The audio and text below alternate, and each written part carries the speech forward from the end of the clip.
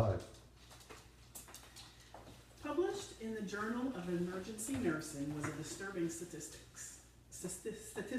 Almost 80% of nurses reported being attacked on the job in the past year. In my conversation with you today, I will provide you with a brief history of nursing, how students become registered nurses, some statistics about students entering nursing, some career opportunities for graduates, and my purpose is also to inform you about some of the problems and risks that nurses face. So let me begin by telling you a little bit about the history of nursing. Florence Nightingale is often called the mother of nursing, but more specifically, she could be called the mother of the nursing profession. She was born in 1820 in Florence, Italy. She was not only a nurse, but she was a hospital manager and reformer.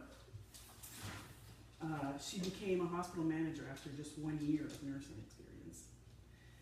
Florence was ahead of her time. She recognized the importance of sanitation and cleanliness among the sick, and also fighting for what's right for her patients.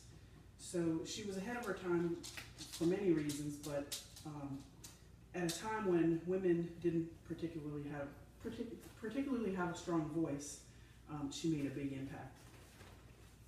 Subsequently, World War II brought to the forefront the need for nursing schools, and so programs were developed. So there's 3 ways to become a registered nurse.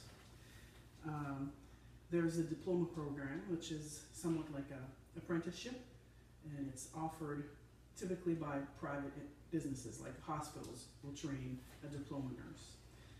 There's an associate program that's typically given by colleges, which is about 2 years, and then there's the Bachelor of Science in Nursing, which is offered in universities.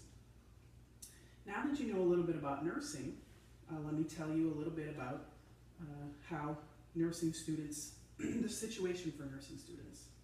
So out of all the students that apply to RN programs, 44% are accepted.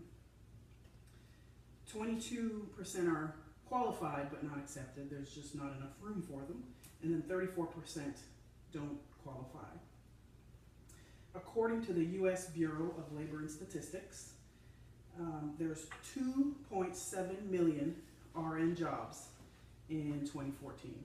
And it's growing at a rate of 16%, which is much faster than the national average. And the current market for nurses is very good. There are plenty of open positions for experienced nurses.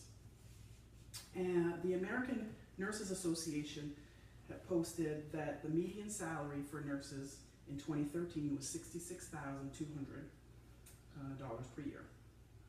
Now that I've explained a little bit about the history of nursing, how students become nurses, let me explain about some of the risks and the darker side of what it means to be a nurse.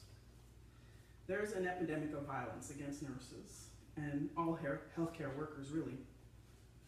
In the Journal of Administrative Nursing, it was found that 25% of respondents reported being physically attacked more than 20 times in the past 3 years. Nurses can experience violence from four directions. Typically, the most common is patients. Patients can bite, kick, scream, punch, spit.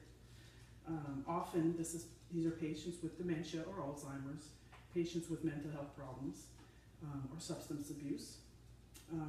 Another direction that nurses experience violence from is family members. Family members that are under a lot of stress can act out simply out of frustration. A third way that nurses experience violence is coworkers. This is called lateral violence or horizontal violence, violence from peers. A fourth way that nurses experience violence is with doctors. Doctors and nurses work closely together. I personally have experienced doctor rage when I had a scalpel thrown in my direction in my operating room. Nursing can be a risky business. There are some risks also from exposure. So nurses are consistently at risk from biological agents like TB, HIV, hepatitis, and other infections. Chemical toxins such as chemotherapy agents and formaldehydes.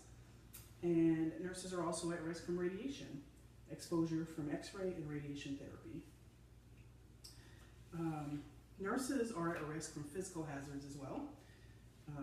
Nursing is a very physical job, and I found a statistic that said that workers' compensation costs approximately $1 billion per year for healthcare workers alone. So in conclusion, I want to leave you with a quote. An unnamed author once said, "Who else would stand for 12 hours guarding against death and risk of having one's own heart broken while wearing a smile? Only a nurse." Now that you know a little bit about the history of nursing and some of the nursing statistics as well as some risks involved with nursing, have you thanked a nurse lately? Oh, thank